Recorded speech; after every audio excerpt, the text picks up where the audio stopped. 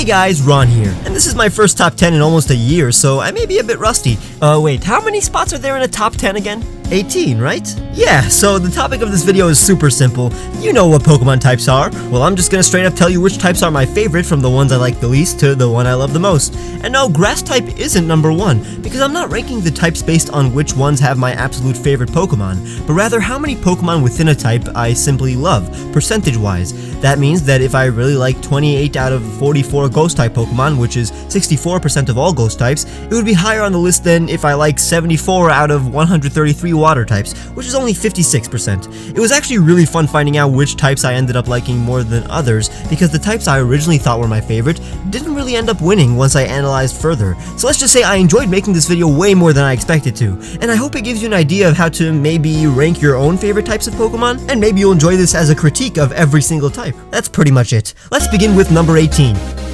Normal. So naturally the most normal of the types in a fictional franchise is the least desirable.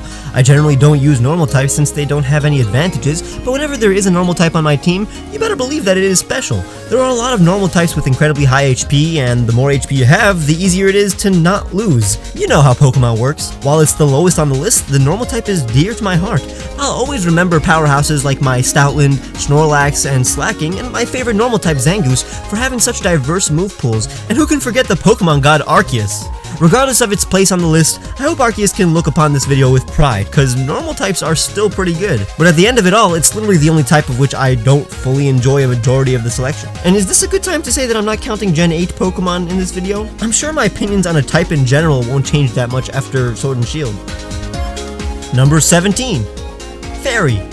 The newest of the group has some cool moves, even though it's not really that new anymore.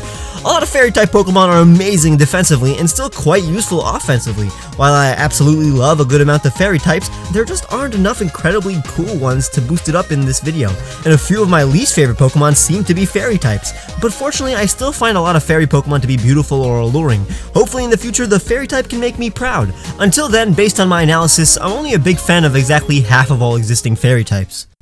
Number 16. Bug. I honestly thought this type would be higher on the list because I actually like a lot of Bug-type Pokemon. Because whenever I love a Bug-type, I really like that Bug-type. Although statistically, Bug-type Pokemon have low base stat totals and suck both offensively and defensively, whenever a Bug-type does have good stats and moves, it also has a rad design and is among my absolute favorite Pokemon. For example, Scyther, Scizor, Shedinja, Scolipede, Escavalier, Volcarona, Genesect, Vikavolt, and Golisopod are some of the coolest Pokemon in my opinion, but I rarely use them, and there are a ton of lackluster and sometimes unnecessary bug types. Although bugs aren't even close to my favorite in the real world, and aren't even close to my favorite type apparently, I still find bug-type Pokemon to be very appealing. Way more likable than their real-world counterparts anyways. Number 15. Flying. This type is always cool to use. Flying types can be super fast and are immune to ground, and it was kinda mandatory to have a flying type on your team for the first 6 generations. But even though I've always had a flying type in my party, I don't remember one ever being the strongest among the 6. I think the fact that a lot of relatively bad bug types and early game Pokemon are also flying type brought this type down a bit, but there are so many cool flying types and even the average one looks sick. There are just too many bad ones as well, and it's relatively boring like normal and bug because flying type animals actually exist. Number 14. Psychic. I love this type. Whenever I have a Psychic type, it's usually the most valuable Pokemon on my team. They're so fun to use offensively, considering their stats and rare resistances, so it's always great to send out a Psychic type whenever you don't have a super effective Pokemon to deal with your foe. I definitely say it's a type with an immense variety of designs and concepts, so you have a cool assortment of Psychic types to choose from, but I guess there are just a good bunch of Psychic types that are kinda weird and wouldn't usually be your first pick to put on your party. Naturally, that made this type pretty low on the list. Number 13. Water. The most abundant type is obvious considering the Earth is known for its water. Because of this, there are so many amazing water types of so many different forms, and it's one of the few types with a visible division, that being fully aquatic and semi-aquatic Pokemon. Both have a completely different vibe, but unfortunately that means on the fully aquatic side, we have a lot of boring fish, while on the semi-aquatic side, we got a few Pokemon that are awkward looking or don't even seem to be water types at first glance. But I do love how this is a type with a very believable environment, cause you know, water exists, it's real. So water types do tend to feel very realistic in some sense, and that's pretty sweet. Number 12. Poison. I think this used to be my least favorite type before I really looked at it. It was only super effective against grass types before Gen 6, but what's the point of that if grass types already have so many other weaknesses? That's why I really never used many, but then I realized all the cool ways a poison type Pokemon can take down an enemy, what with the poison and the venom and the death. But there are a bunch of poison types that are justifyingly unappealing, but just like the bug type, when a poison type is cool, it's super cool. And I do like the vibe of poison types. They have this deadly personality that you want to have on your side when trying to be the best at defeating other animals in battle. Number 11. Steel.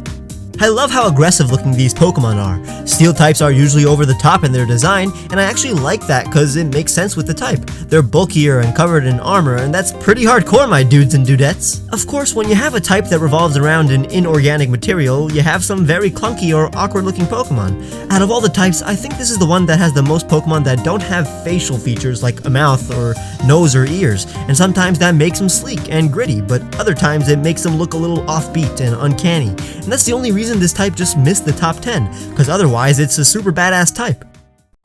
Number 10.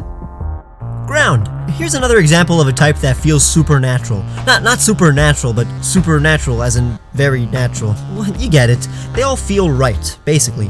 I personally haven't looked at any average ground type and felt like their design was unnecessary. Sure, I feel uncomfortable around Claydol and Steelix, but I think their designs are great. I don't genuinely hate any ground type, which shows how the top 10 is very solid, like ground. A lot of ground types actually feel like more interesting normal types. It's a very balanced type. It's like Steel, but not too over the top in terms of design. It's like normal, but more interesting. It's like Rock, but we haven't talked about Rock yet, so I'm not gonna get into detail yet. I just personally dig the ground type. I can respect it. Number 9. Ice.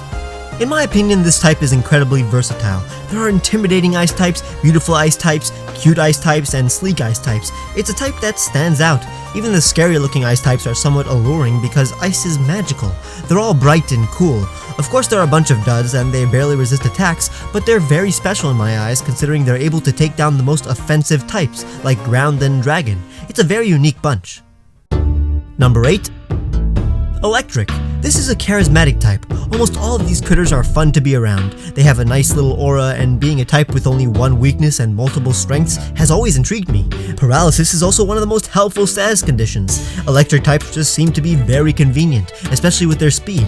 I don't hate any electric type, and a good amount of them are among my favorite. Out of all the types, it's one of the few with the ability to produce such cute little critters alongside such fierce looking gods. It's able to pull off a lot. It's the difference between a neat little shock and a force of lightning. Number 7. Fire. Fire seems to be, in my eyes, the least problematic type. It has many types that it can deal with, not to mention the most defensive type, Steel. It's underratedly defensive with a bunch of types that barely make a scratch on fire types and has very manageable weaknesses. Sure, there are 1 or 2 fire types that I wish I didn't have to look at, but it's the type that most consistently produces some of the best Pokemon, generation after generation. It's definitely one of the most beloved types for a reason. Number 6.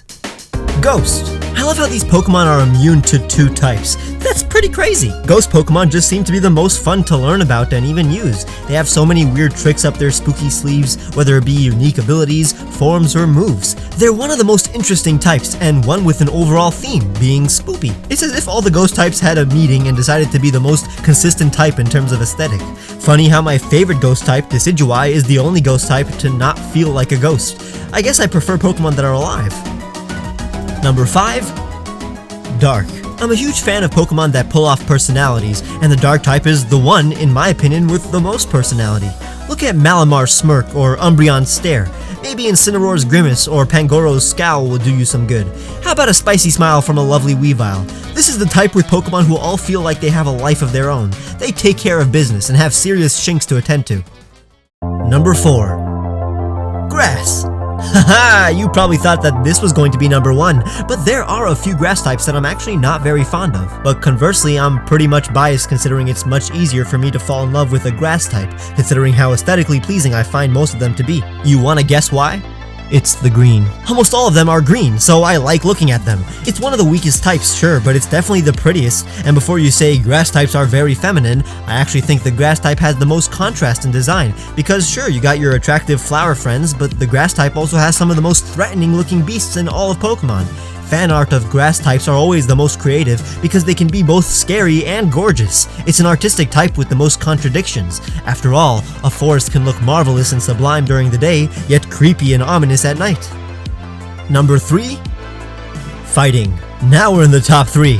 I know I said it before, but not only do I not hate any fighting type, I kinda like all of them, and the same can be said of the number 2 and number 1 entries. Considering how basically all Pokemon fight, it's easy to tack on the fighting type onto any Pokemon, so this group is way more diverse than I first thought, and all of them have a purpose. They all feel like a demonstration or embodiment of an entirely different martial art. They all deal damage in a completely different style of fighting, and when I think about it, it's beautiful how Game Freak was able to pull that off. And of course, fighting types are tied for most types to be super effective against. It's a very straightforward type.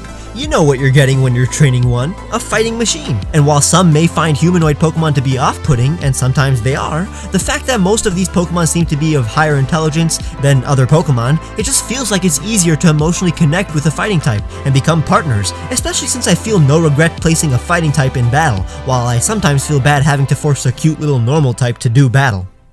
Number 2.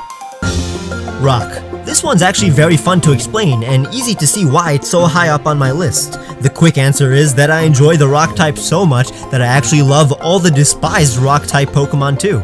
I love Barbaracle, I love Crustle, I can tolerate Probopass, even my least favorite rock type, Deontay, is a 7 out of 10 in my eyes. While that explains its spot, I don't really understand why I love rock types so much. After all, it's tied for the most weaknesses and doesn't resist as many types as you'd think. They're super slow and would probably be towards the bottom if this list was objective instead of based on my personal opinion. I guess rock types just own their own existence more than any other Pokemon. You don't like Barbaracle? Too bad, it doesn't care. You think Regirock is a lackluster legendary? I don't think Regirock even knows you exist. You think Geodude is a lazy design? Tell that to Geodude's face. No rock type is obnoxious in my opinion. They are what they are, and they always have a reason for looking the way they do. And while I hate Pokemon that look like they're in pain, like Aromatisse and Klinklang, rock types have the record for most Pokemon without a freaking face, so I can't ever tell if these Pokemon are in pain. Heck, they probably don't even have nerves, so I bet none of them even feel pain, and that makes me happy, because I don't want these wonderful creatures to be hurt. That would suck. And with that being said, number 1 has to be Dragon. It's the strongest type for a reason. Multiple Pokemon Masters and Champions are Dragon-type trainers. On average, the Dragon-type has the most Pokemon with above-average stats. And now that we got the practical stuff out of the way, let's simply talk about how almost all Dragon-types are gods of the Pokemon world. There's only a handful of average Dragon-types. The rest are either legendary Pokemon, almost all of which get a 9 or 10 out of 10 in my book, or pseudo-legendary Pokemon. Basically, half of them get a perfect score. Honestly, I think most of you already agree with me. While it may not be your personal favorite type, I think you can fathom the idea of Dragon type being someone else's favorite. I love literally every Dragon type in existence, so it was obvious to me which type was gonna be number 1. And if you thought this video was number 1, make sure to leave a like and subscribe if you haven't. Check the description for the music I use, a link to the t-shirts I made for you guys, and my Twitter. Check out my Patreon or even click the join button to get cool rewards like seeing my videos days early and other stuff. I'll see you guys very soon.